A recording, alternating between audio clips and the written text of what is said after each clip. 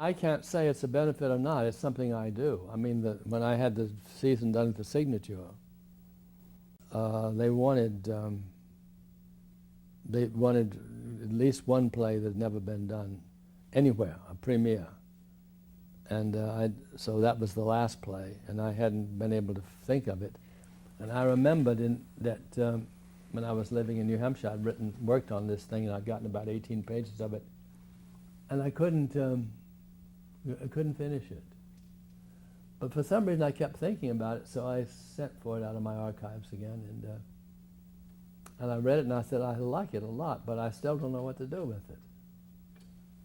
And I took a ride that day or the next day, and I went past a house that was all boarded up. And I thought, well, you know, that's the house I was writing about. And then 2 or 3 days later, I went to a breakfast at a relative of mine, a brunch really, and this lady came up to me, and gray-haired, wrinkles, and she said, "Do you remember me?"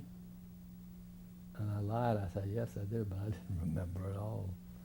Unfortunately, some way she began to let me know her name. And I thought this was the girl I was writing about when she was 16. And whatever process happens, it just opened the door, and I went home and finished the play. So the only thing I ever tell playwrights, number one, is that train your ear as well as you can, and never throw a scrap of anything away, because you never know who's going to use it. Other writers, I don't know if they do that or not.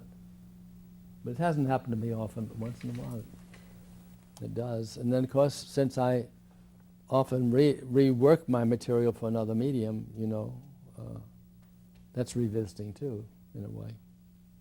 I mean, when I'd done Bountiful 3 times, you see, in 2 different ways, and then when I did it as a film, I suddenly realized it was the first time I could really take the trip. Because in television those days you couldn't do it, you had to confine yourself to locations.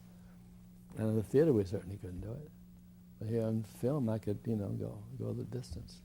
I think you have to be careful though, and I tell young writers this, at least if they want my opinion, that you don't turn it into a travelogue. Because the first time you think, oh, the freedom I have, I can do this and do it, and suddenly you're dispersing everything so that you lose the focus and the thrust.